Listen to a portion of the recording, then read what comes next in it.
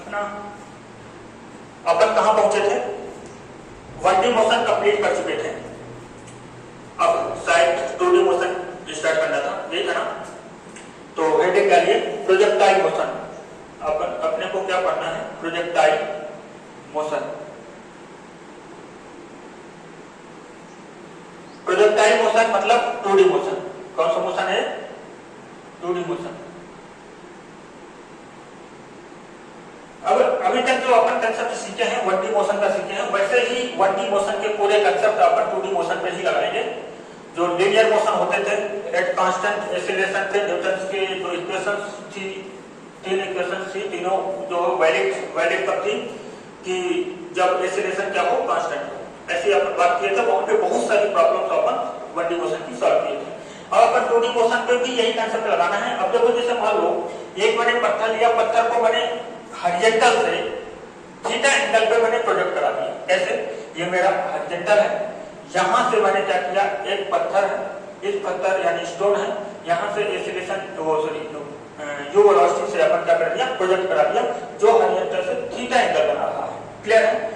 अब यदि इसका ये मोशन देखें तो इसका मोशन कैसा होगा? पैराबोला। ये ऐसा मूव करेगा, ऐसा जाएगा और वापस जमीन पे गिर जाएगा। ठीक है? धीरे धीरे क्या है? ऊपर जाएगा और हाईएस्ट पॉइंट पे इसके बाद ये नीचे गिर जाएगा। ये कैसा मोशन है? ये है पैराबोला मोशन, पैराबोला या प्रोजेक्टाइल मोशन। ठीक है? इसकी जो ज्योमेट्री बनती है कैसी बनती है? पैराबोला बनती है। अब देखो, अब क्या है कि एक्चुअली में ये पार्टिकल स्ट्रेट लाइन नहीं जा रहा। यदि ये पार्टिकल स्ट्रेट लाइन जाता तो 1D मोशन जैसे अपन सॉल्व कर सकते थे, जैसे अपन 1D मोशन में अपन सॉल्व किए हैं। तो अब इसको क्या करते हैं अपन? इसके कंपोनेंट बना लेते हैं। एक कंपोनेंट क्या बनेगा इधर? u cos थीटा, और इधर कंपोनेंट क्या बनेगा? u sin theta. क्लियर है यहां तक? अब अपने को ये सोचना है कि ये जो स्टोन है, ये एक स्टोन नहीं है, ये कितने स्टोन है? 2 स्टोन है ना? कितने स्टोन है? 2 स्टोन है। एक स्टोन को अपन हॉरिजॉन्टली प्रोजेक्ट कराया है, एक स्टोन को वर्टिकली अपन प्रोजेक्ट कराया है। तो वर्टिकली जब अपन प्रोजेक्ट कराए हैं तो ये पार्टिकल ऊपर जाएगा। धीरे धीरे क्या है कि अब इसके पास एक डीएक्सीलरेशन है जिसकी वैल्यू कितनी है? g है। तो ये धीरे धीरे इसकी वेलोसिटी क्या होगी? कम होती जाएगी। कम होते होते यहाँ पे हाईएस्ट पॉइंट पे क्या हो जाएगी? ये वर्टिकल वेलोसिटी क्या हो जाएगी? 0 हो जाएगी। जो वर्टिकल वेलोसिटी 0 हो जाएगी, वापस ये नीचे गिरेगा और वापस जमीन पे आ जाएगा। क्लियर? तो अब देखो, दोनों चीजें समझना है। एक मेरे पास वर्टिकल वेलोसिटी है, एक मेरे पास हॉरिजॉन्टल वेलोसिटी है। तो मेरे पास स्टोन है, एक ये मान के चलना है। ये वाला स्टोन जो है, ये स्टोन किसकी इंफॉर्मेशन देगा? पहली चीज तो ये टाइम ऑफ फ्लाइट की इंफॉर्मेशन देगा। किसकी देगा? टाइम ऑफ फ्लाइट की इंफॉर्मेशन देगा। जब भी कभी टाइम ऑफ फ्लाइट निकालना है तो मैं वर्टिकल कंपोनेंट, वेलोसिटी का क्या है? वर्टिकल कंपोनेंट को देखूंगा। दूसरी चीज, अब यदि मुझे हाइट निकालना है, क्या निकालना है? हाइट निकालना है, तब भी क्या है? वर्टिकल वेलोसिटी इसके जिम्मेदार है। क्लियर? अब देखो, यहाँ हॉरिजॉन्टल वेलोसिटी पे क्या है? एक्सीलरेशन क्या होता है? 0 होता है। यहाँ पे एक्सीलरेशन नहीं होता। तो एक्सीलरेशन ना होने की वजह से हॉरिजॉन्टल वेलोसिटी क्या होती है? कांस्टेंट होती है। तो ये कांस्टेंट वेलोसिटी से क्या करता रहेगा? मूव करता रहेगा। अब देखो, ये वाले पार्टिकल की बात करूं तो ये पार्टिकल ऊपर जाने में जितना टाइम लेगा उतना नीचे आने में भी टाइम लेगा। मतलब जाने वाला टाइम, आने वाला टाइम दोनों क्या है? सेम है। अब देखो, ये पार्टिकल ऊपर गया फिर नीचे गया, जो भी टाइम लगा उस टाइम को अपन बोलते हैं टाइम ऑफ फ्लाइट। और उतने ही टाइम पे ये दूसरा वाला पार्टिकल यहां से यहां तक पहुंच जाएगा। कितने टाइम पे? जितना ये टाइम ऑफ फ्लाइट है उतने टाइम ऑफ फ्लाइट पे ये हॉरिजॉन्टल वाला पार्टिकल यहां से लेकर के यहां तक पहुंच जाएगा। क्लियर? अब अपन देखते हैं, चलो अब निकालते हैं। तो ये जो हॉरिजॉन्टल कंपोनेंट है, ये किसके लिए रिस्पांसिबल है? ये रेंज के लिए। जब रेंज निकालना होगा तो मैं यहां से निकालूंगा, लेकिन ये जो रेंज है ना, पहले बात तो टाइम ऑफ फ्लाइट पे भी ये रेंज डिपेंड करेगी, क्योंकि ये पता चलना चाहिए कि कितना टाइम ऑफ फ्लाइट है, उस हिसाब से ये रेंज आएगी। यानी कहने मतलब रेंज जो है वर्टिकल वेलोसिटी और हॉरिजॉन्टल वेलोसिटी दोनों पे डिपेंड करती है। तो हम एक एक करके टाइम ऑफ फ्लाइट निकालने की कोशिश करते हैं। तो पहला अपन हेडिंग डालते हैं time of flight. Time of flight, time of flight क्या है? अब मैं टाइम ऑफ फ्लाइट की बात करूं तो मैं वर्टिकल वेलोसिटी से मुझे मतलब है, तो वर्टिकल वेलोसिटी कितनी है? u cos theta, sorry u sin theta है, u sin थीटा, और नीचे एक्सीलरेशन लग रहा है g। ये पार्टिकल जाएगा हाईएस्ट पॉइंट पे, वेलोसिटी कितनी हो जाएगी, फाइनल वेलोसिटी 0। मैं जाने वाला टाइम निकाल लेता हूँ, जितना जाने वाला टाइम होगा उतना ही आने वाला टाइम होगा। तो जाने वाला टाइम मानता हूँ t मान लेता हूँ। तो अब मैं इसमें जो इक्वेशन लगाऊंगा तो कौन सी इक्वेशन लगाऊंगा, न्यूटन्स की फर्स्ट इक्वेशन, कौन सी, v equal to u plus at। Final velocity 0, initial velocity कितनी, u sin थीटा प्लस, अब यहाँ पे एक्सीलरेशन नीचे है, वेलोसिटी ऊपर है, तो ये माइनस gt। अब gt, अब यहाँ से t की वैल्यू निकालोगे तो क्या आएगी, u sin theta by g। ये कौन सा टाइम है, ये जाने वाला टाइम है।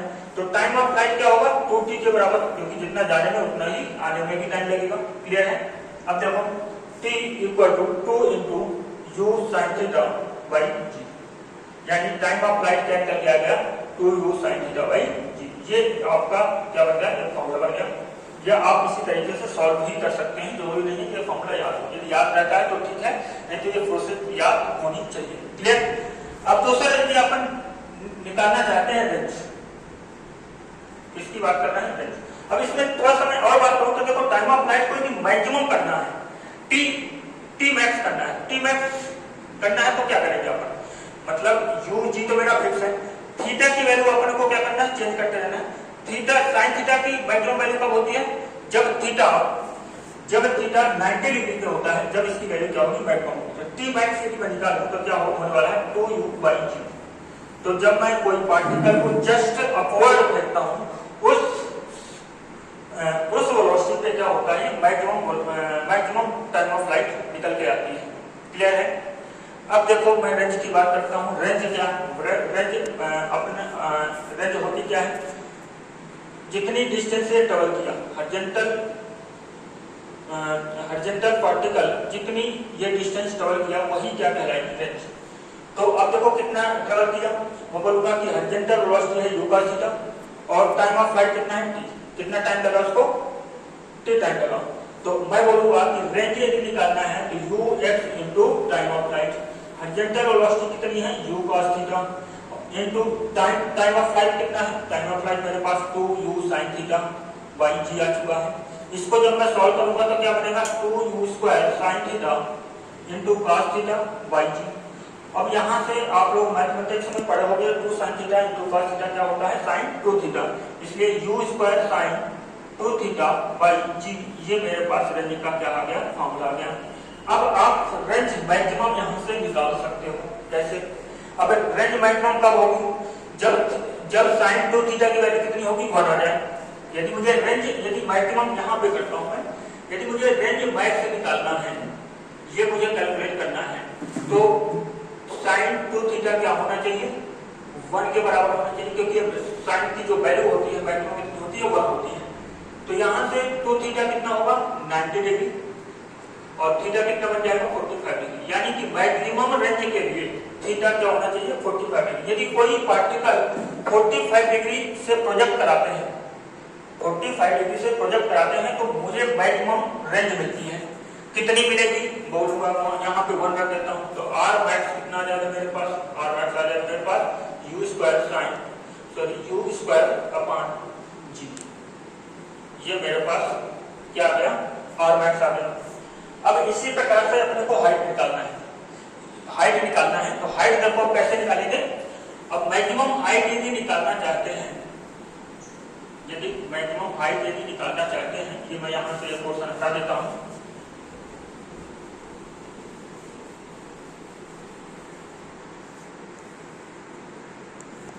h max. अब बात देखो, क्योंकि मैं बताया था कि जो h है, हाइट है, वो वर्टिकल वेलोसिटी पे डिपेंड करती है। तो मैं देखूंगा वर्टिकल वेलोसिटी, ये यहाँ पे u sin थीटा है, और ऊपर जब जाएगा तो यहाँ पे u फाइनल कितना आ जाएगा, 0। तो अब नीचे लग रहा है कितना, g। तो ये मेरी क्या है, हाइट है, इससे ऊपर तो जाएगा नहीं क्योंकि वेलोसिटी 0 हो गई है। तो ये हाइट निकालना है। तो अब इक्वेशन कौन सी लगाएंगे, न्यूटन की कौन सी equation, third equation, v square equal to u square plus 2as।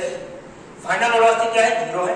Initial velocity कितनी होगी, u sin theta square plus, अब यहाँ देखो g नेगेटिव होगा क्योंकि पार्टिकल ऊपर जा रहा है, एक्सीलरेशन ड्यू टू ग्रेविटी क्या है, नीचे है। कितना -2g इसकी वैल्यू h मैक्स। h यदि मेरे पास यहां से निकाले तो 2gh u square sine square theta, यहां से h की वैल्यू क्या आ जाएगी u square sine square theta upon 2g। ये मेरे पास क्या आ गया हाइट आ गई। अब यहां से मैक्सिमम हाइट यदि निकालना है तो मैक्सिमम हाइट निकालना है तो थीटा की वैल्यू क्या रखो 90 डिग्री रखो, तो ये मैक्सिमम हाइट निकल के आ जाएगी। क्लियर है? तो यहाँ से ये पूरे फॉर्मूले का डेरिवेशन है। यदि टाइम ऑफ फ्लाइट निकालना है तो कैसे निकालते हैं वो अपन बताते हैं, रेंज कैसे निकालते हैं और हाइट कैसे निकालते हैं। ठीक है, ये तो एक बेसिक सा मेथड है। और अब यदि अपन कंसेप्ट की बात करें, ट्रिक की बात करें, अपन ये बिना फॉर्मूले याद किए हुए भी मैं चीजों को निकाल सकता हूँ। कैसे? थोड़ा सा एक कंसेप्ट समझना पड़ेगा, वो कंसेप्ट मैं आपको बताने की कोशिश करता हूँ। आप पकड़िएगा उसको। एक चीज समझिए, मैं एक पॉइंट नोट करता हूँ। वो पॉइंट क्या है कि ये मेरे पास सपोज करो ये एक्सेलरेशन क्या है, मेरे पास एक्सेलरेशन कितना 10 मीटर पर सेकंड स्क्वायर है मान लेते हैं। ठीक है, इस एक्सेलरेशन का मतलब क्या होता है? एक्सेलरेशन का मतलब यह होता है कि पार्टिकल जो है ना एक सेकंड में कितनी वेलोसिटी को चेंज करता है। एक्सेलरेशन का क्या मतलब होता है?